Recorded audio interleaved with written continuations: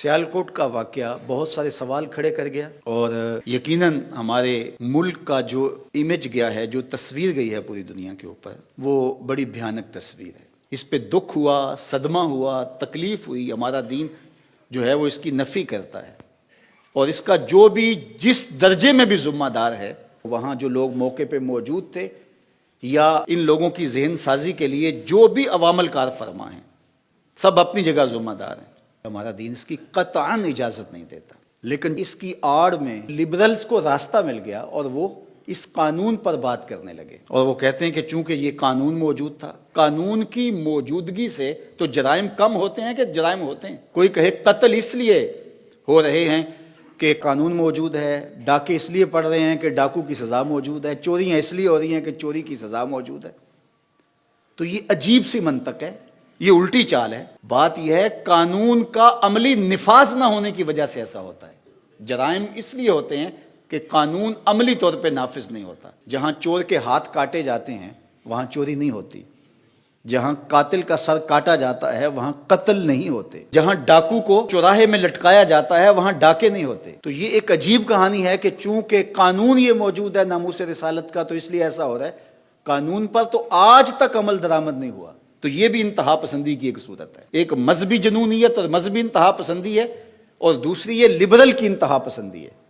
کوئی بھی بات ہو تو اس کو اس سے جوڑ دیا جاتا ہے، اور ملک کو بھی بدنام کیا جاتا ہے۔ دین اسلام کو بدنام کرنے کا کوئی موقع ہاتھ سے نہیں جانے دیا جاتا۔ بلکہ میں ایک بات کہتا ہوں کہ ان لوگوں کو پھانسی کے پھندے پہ لٹکایا جائے جنہوں نے یہ جرم کیا ہے، جنہوں نے ایک غیر ملکی شہری کو نہ صرف ماورائے عدالت قتل کیا، اس کی لاش کی بے حرمتی کی جس کی اسلام اجازت نہیں دیتا۔ تو جنہوں نے یہ عمل کیا ان کو چوراہے میں لٹکایا جائے۔ اور کتنے لوگ ہیں جو توہین رسالت کے مرتکب قرار پائے اور ان کو سزائے موت ہوئی ہے اور ابھی تک ان کو سزا نہیں دی، ان کو بھی جو ہے وہ چوراہے میں لٹکا دیا جائے۔ دونوں کو اکٹھا لٹکا دیا جائے، دیکھنا نتیجہ کیا آتا ہے۔ نہ کوئی اہانت رسول کرے گا اور نہ یوں کوئی قانون کو ہاتھ میں لے گا۔ اور دوسری بات میں اور کرنا چاہتا ہوں، انگلیوں پر گنے ہوئے کچھ لوگ ہیں جو مغرب کے وظیفہ خور ہیں، اور وہ مختلف جگہوں پہ بیٹھ کر کے جو ہے وہ اس قانون کے خلاف اور ان چیزوں کے خلاف بات کرتے ہیں۔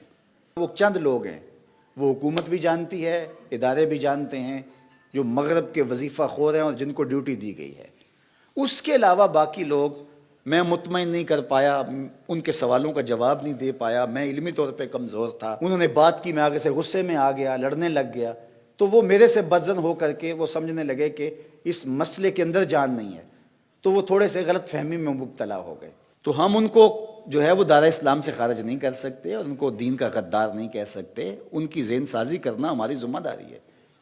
ممبر و محراب کے اوپر بیٹھے ہوئے لوگوں کی ذمہ داری ہے کہ ان کی ذہن سازی کی جائے، نہ یہ ہے کہ ان کو لبرل کہہ کے دھکا دے دیں اور ان کو ان کے ساتھ کھڑا کر دیں۔ انہوں نے ان پہ محنت کی، یہ گرے ایریا ہے بہت سارا، جو محنت کرے گا وہ ان کے ساتھ جا کے کھڑے ہو جائیں گے۔ تو ہم لبرلز کو ایک نیا فرقہ بنا کر کے اس قوم کی تقسیم نہ کریں۔ ممبر و محراب کو اپنی ذمہ داری سمجھنی پڑے گی۔ ہمارے اندر جو کوتاہیاں ہیں ان کوتاہیوں کو دیکھنا پڑے گا اور ان کو دور کرنا پڑے گا۔ علمی کمزوریوں کا ہمیں کوئی ازالہ کرنا پڑے گا، اپنے لہجوں کی بہتری کے لیے، اس کے سلجھاؤ کے لیے کام کرنا پڑے گا، لوگوں کی عملی تربیت کے لیے کام کرنا پڑے گا۔ تو یہ ہمارا دین ہے، اعتدال پسند دین۔ تو ہمیں ہر معاملے کے اندر اسلام نے پوری کامل اور اکمل رہنمائی عطا کی ہے۔ تو اس لیے ہمارا دین ان چیزوں کی قطعاً کوئی اجازت نہیں دیتا کہ ہم اس طرح سے جو ہے وہ محض ایک الزام پر کسی شخص کو پکڑ کے گھسیٹ کے چوراہے میں لے آئیں، اس کی ہڈیاں توڑ کے رکھ دیں، اور پھر اس کی لاش کو آگ لگا کر کے کیا منظر ہوا ہوگا جب یہاں سے راکھ گئی ہوگی اس ملک کے اندر، اور وہاں کے مسلمانوں کے ساتھ اگر کوئی رد عمل کے طور پہ کچھ ہوتا ہے تو کیا ہم اس کے ذمہ دار نہیں ہوں گے؟ یا اس کے بدلے میں دوبارہ اہانت رسول ہوتی ہے تو کیا ہم اس کے ذمہ دار نہیں ہوں گے؟ آقا کریم نے فرمایا کوئی اپنے ماں باپ کو گالی نہ دے، تو صحابہ نے کہا یا رسول اللہ کوئی اپنے ماں باپ کو بھی گالی دیتا ہے؟ تو فرمایا تم کسی کے ماں باپ کو گالی دو تو وہ رد عمل کے طور پہ تمہارے ماں باپ کو گالی دے۔ تو کوئی ایسا عمل نہ اختیار کیا جائے کہ جس سے ہمارے آقا و مولا کی اہانت کا پھر دروازہ کھل جائے۔ تو یہ بہت حساس معاملہ ہے. اس کائنات کا سب سے حساس معاملہ حضور علیہ الصلوۃ والسلام کی ناموس کا معاملہ ہے. لیکن اس معاملے کے اندر بہت ساری ہم سے کوتاہیاں ہوئی ہیں. کاش کہ ہم باشعور ہو جائیں. آنے والا دور اللہ بہتر فرمائے، اس ملک کے لیے بہتر کرے، امت مسلمہ کے لیے بہتر فرمائے. اور اللہ ہمیں سمجھداری کے ساتھ، متانت کے ساتھ، سنجیدگی کے ساتھ اور ہر معاملے کے اندر سوچ سمجھ کے قدم آگے اٹھانے کی توفیق ارزانی فرمائے. اپنی طبیعتوں سے بدگمانیاں نکالیں. ذاتی رنجشوں کو کبھی بھی حضور کی ناموس سے نہ جوڑیں. اس سے بڑی بدکاری اور کوئی نہیں ہو سکتی ہے. یہ کتنی حساس بارگاہ ہے. اور میں اپنی دشمنی جو ہے وہ اس بات پہ نکالوں، کسی تنظیم سے میری دشمنی ہے، کسی فرد سے میری دشمنی ہے، کسی برادری سے میری دشمنی ہے، کسی شخص سے میری دشمنی ہے، تو میں صرف اس بات پر کہہ کے اپنا غصہ اس پہ نکال لوں. اس سے بڑی بدکاری نہیں ہوگی. تو یہ بدکاریاں جب ہوتی ہیں اور اس طرح کے معاملے ہوتے ہیں پھر قومیں تباہ ہو جاتی ہیں. تو اللہ کے محبوب علیہ السلام کا یہ فرمان سن لیجئے. آقا کریم نے فرمایا وَإِيَّاكُمْ وَالْغُلُوَّ فِي الدِّينِ وَإِنَّمَا أَهْلَكَ مَنْ كَانَ قَبْلَكُمْ الْغُلُوُّ فِي الدِّينِ. فرمایا دین میں انتہا پسندی سے بچو.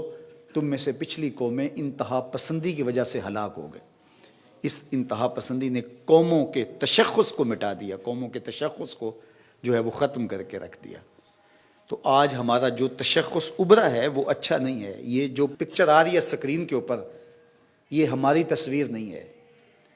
یہ جو حضور نے ہمیں تصویر دی تھی، خوبصورت تصویر جو گلابوں سے زیادہ مشکبار ہے، جو چاند سے زیادہ روشن ہے، یہ وہ تصویر نہیں ہے. یہ ہماری بگڑی ہوئی تصویر ہے، یہ ہماری مسخ شدہ تصویر ہے. تو سیالکوٹ کے واقعہ کی مذمت کرنے سے کیا ہوگا؟ ہمیں عملی اقدام اٹھانے پڑیں گے. فقط مذمت سے کچھ نہیں ہوگا. تو اس لیے ہمیں شعور کی آنکھ کھول کر کے جینا ہوگا. ہم وحشیوں کے معاشرے میں نہیں رہ رہے، انسانوں کے معاشرے میں رہ رہے ہیں. پہلے یہ تھا اگر کوئی مشکل میں ہوتا تو لوگ بچانے کے لیے نکلتے تھے، اور آج ایک مشکل میں ہوتا ہے تو دوسرے اس کی مدد کرنے کی بجائے ویڈیو بنانے کھڑے ہو جاتے ہیں. اگر اس کو بچانے کے لیے اتنے لوگوں میں سے 20-25 لوگوں کی آواز ہی اٹھتی تو ایسا حادثہ نہ ہوتا، ایسا واقعہ نہ ہوتا. تو اللہ تعالیٰ اپنی رحمتوں کے سائے رکھے اور اپنی کرم نوازیوں کا نور نصیب فرمائے.